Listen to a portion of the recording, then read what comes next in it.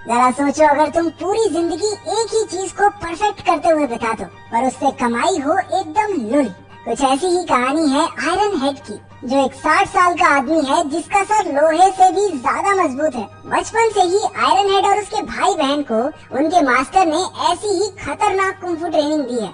एक छोटी उम्र में ही आयरन हेड अपने सर से बिना दर्द महसूस किए ईंटें तोड़ सकता था। उसका भाई आयरन क्रॉच, जिसे हम लोहे के गहनों वाला भी कह सकते हैं, उसने लोहे के डंडे से मार मार कर अपने शरीर के नाजुक इलाकों को पत्थर जैसा बना दिया। उनकी बहन रोर अपनी चीख से लोगों की जान तक ले सकती थी। उसकी हंसी सुनकर ही लोगों के कान के पर्दे फट जाते। वो रोज कम से कम 5 ग्लास तोड़कर अपने गले की ट्रेनिंग किया करती। उन तीनों को बचपन में तो अपनी काबिलियत के लिए खूब वाहवाही मिली, लेकिन जैसे जैसे वो बूढ़े होते गए लोगों ने उनमें दिलचस्पी लेना बंद कर दिया। वो तीनों लगभग पूरी जिंदगी बेरोजगार ही रहे, जिससे अब आयरन हेड के सर पर लाखों का कर्ज हो चुका था। उसका सर लोहे की चोट तो सह सकता था, लेकिन कर्ज की नहीं। एक दिन लोन वसूलने वाले उसके घर आ धमके और घर का सारा सामान उठाकर ले गए। उनके लीडर ने आयरन हेड के पुराने सर्टिफिकेट्स देखकर एक फालतू सी चीज पर अपनी पूरी जिंदगी झोंक देने के लिए उसका मजाक उड़ाया। अब वो अपनी जिंदगी से परेशान हो चुका था और उसे बदलना चाहता था। 60 साल की उम्र में वो नौकरी ढूंढने बाहर निकल गया। उसने सड़क पर कुछ छोटे मोटे गुंडों को आपस में पैसे बांटते देखा। इतने पैसे देखकर आयरन हेड हैरान रह गया और उसने भी उनके ग्रुप में शामिल होने की ठान ली। वो उनका पीछा करता हुआ उनके अड्डे तक जा पहुंचा। राइकर नाम का एक गुंडा उसे बाहर फेंकने ही वाला था कि उनके लीडर जाई ने उसे रोक दिया और कहा कि अंकल की बात सुन लेने दो भाई। लेकिन जब उसे पता चला कि ये 60 साल का बुढ़ा उनके ग्रुप में शामिल होना चाहता है, तो वो जोर जोर से हंसने लगा। आयरन हेड ने उनसे अपनी ताकत दिखाने का एक मौका मांगा, लेकिन उन्होंने उसे बाहर भगा दिया। रात को आयरन हेड की बेटी उससे मिलने आई, लेकिन वो एक खुददार आदमी था जो अपनी बेटी से पैसे नहीं लेना चाहता था। अगली सुबह उसने फिर से जाई के गुंडों को सड़क पर देखा। वो जानबूझकर उनकी गाड़ी के सामने कूद गया।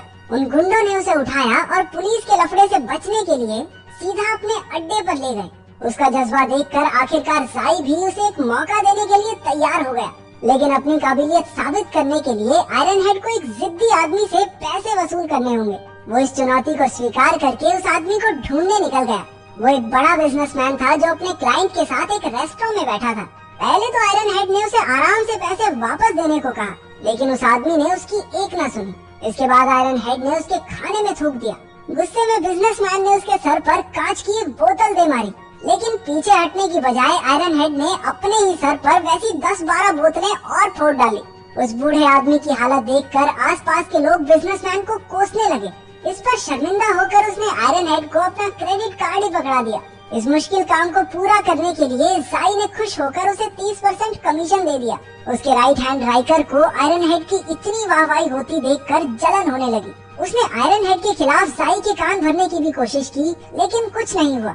अपने इस तरीके से आयरन हेड ने एक ही महीने में मोटा पैसा कमा लिया और उसका घर नई नई चीजों से भर गया। लेकिन उसने अपने काम का पता अपने लोहे के गहनों वाले भाई रोर और अपने मास्टर को नहीं लगने दिया, क्योंकि वो कभी भी उसे गुंडागर्दी नहीं करने देंगे। एक दिन उसे बाव नाम के एक आदमी से पैसे वसूल करने थे। उसने हमेशा की तरह अपना सर फोड़ा और बाव ने प्रेशर में आकर उसे अपने सारे पैसे दे दिए। उसके पास सिर्फ 30,000 युआन ही थे। आयरन हेड यही पैसे जाई के पास लेकर आया, लेकिन उसकी तरक्की से चिढ़े हुए राइकर ने कहा कि उनका रूल है कि वो आधे से कम पैसे कभी नहीं लेते। बाव ने उन्हें 3 लाख युआन देने थे और आयरन हेड सिर्फ 30,000 लेकर आया था। इस बात पर राइकर उसकी बेइज्जती करने लगा। गुस्से में आकर आयरन हेड ने भी 3 दिन के अंदर अंदर पूरे पैसे वसूलने का वादा कर दिया और शर्त रखी गई कि अगर वो पैसे ना ला पाया तो उसे अपनी जेब से वो सारे पैसे लौटाने होंगे। रात को घर लौटते वक्त राइकर ने अपने आदमियों के साथ उस पर हमला कर दिया और बाव के लोन के कागज भी फाड़ डाले। अब आयरन हेड के लिए बाव से पैसे लेना और भी मुश्किल हो गया था। वो घर पहुंचा ही था कि एक आदमी वहां उसे अपने लोन के पैसे लौटाने आ गया।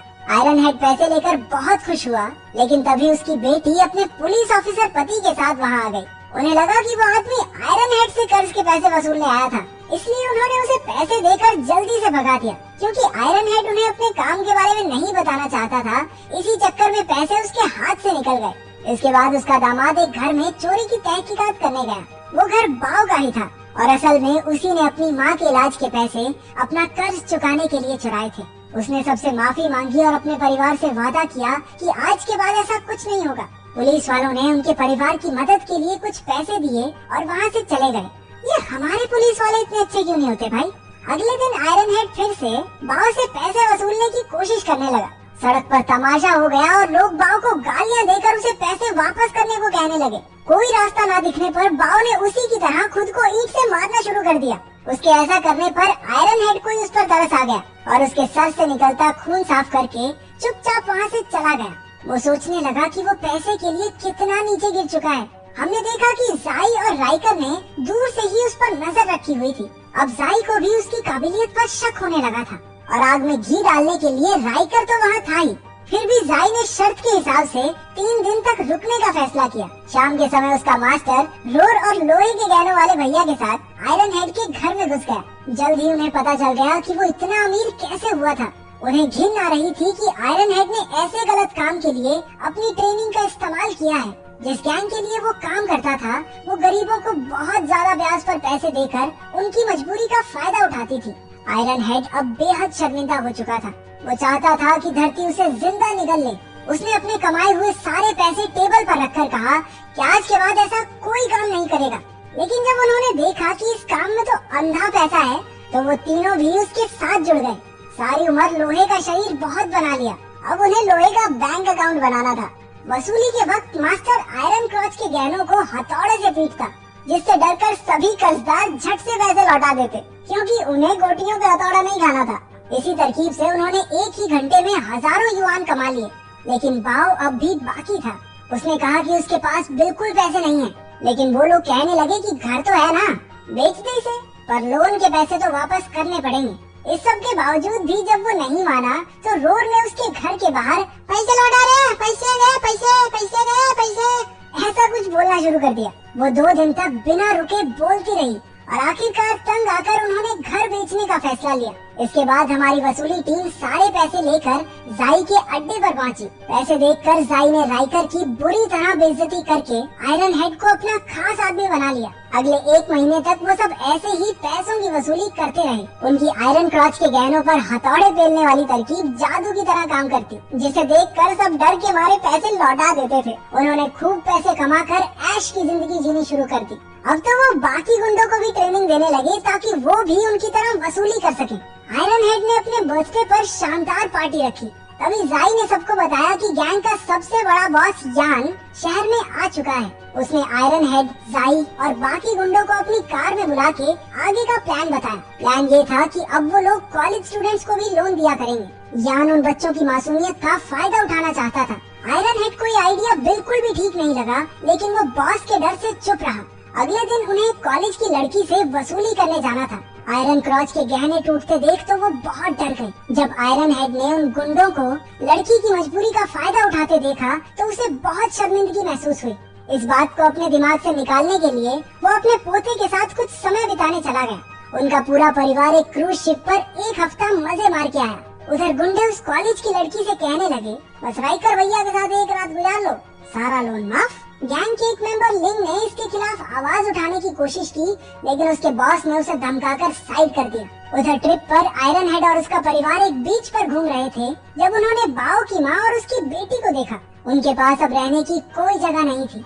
बच्ची ने अपने परिवार की इस हालत का जिम्मेदार आयरन हेड को बताया। इस बात पर आयरन हेड के नाती और उस लड़की में झड़प हो गई। उसके नाती ने गुस्से में भरकर एक कांच की बोतल लड़की की तरफ घुमाई, लेकिन इससे पहले कि वो बोतल उस लड़की को लगती, आयरन हेड ने अपना सर बीच में अड़ा दिया। आज पहली बार उसके सर से खून आया था। उसे समझ आया कि वो कितना बुरा काम कर रहा था। उसने यान और जाई के इस काले धंधे को छोड़ने का फैसला लिया। अगली बार उसने यान से मिलकर अपना फैसला सुना दिया। आयरन हेड उसका सबसे बेहतरीन आदमी था, लेकिन उसके जाने पर यान ने कुछ नहीं कहा। इसके बाद आयरन हेड लिंग से मिला, जिसे उसने अपने नाती का ध्यान रखने को कहा था। पता चला कि यान के आदमी उसे पीटकर उसके पोते को किडनैप करके ले गए। यान आयरन हेड से बदला लेना चाहता था। गुस्से से भरा आयरन हेड अपने नाती के लिए सब कुछ दांव पर लगाने को तैयार था। उसने बाव की माँ को भी पैसे भेजे ताकि वो अपने लिए घर ले सके। इसके बाद आयरन हेड की टीम यान के अड्डे पर बंदूकें लेकर पहुंच गई। इतने सारे हथियार देखकर सभी गुंडों ने सरेंडर कर दिया, पर ऐन वक्त पर रोड ने गलती से ट्रिगर दबा दिया, जिससे पता चल गया कि वो सारी बंदूकें नकली थी। इसके बाद गुंडों ने उनकी टीम को बंदी बनाकर उन्हें एक जवान लड़की की अश्लील वीडियो बनाने को कहा। यान जानबूझकर घिनौने काम करवा के उन्हें अपनी ही नजरों में गिराना चाहता था। आयरन हेड ने कैमरा पकड़ने से साफ इनकार कर दिया, जिसके बाद एक गुंडे ने उसके सर पर बंदूक तान दी। लेकिन इससे पहले कि वो गोली चलाता, पुलिस ने उनके अड्डे पर रेड मार दी। उन्हें गैंग के काले कारनामों का पता चल चुका था। आखिरकार पुलिस ने यान, जाई और सभी गुंडों को गिरफ्तार कर लिया। सारी लड़कियों को भी उनके चंगुल से आजाद करवाया गया। आयरन हेड भी इस काले धंधे को छोड़कर अपनी बेटी के पास रहने लगा। उसने आयरन क्रॉच, रोर और मास्टर के साथ मिलकर कसम खाई कि आज के बाद अपनी ताकत का गलत। For my hard work, like, comment and subscribe. Thank you.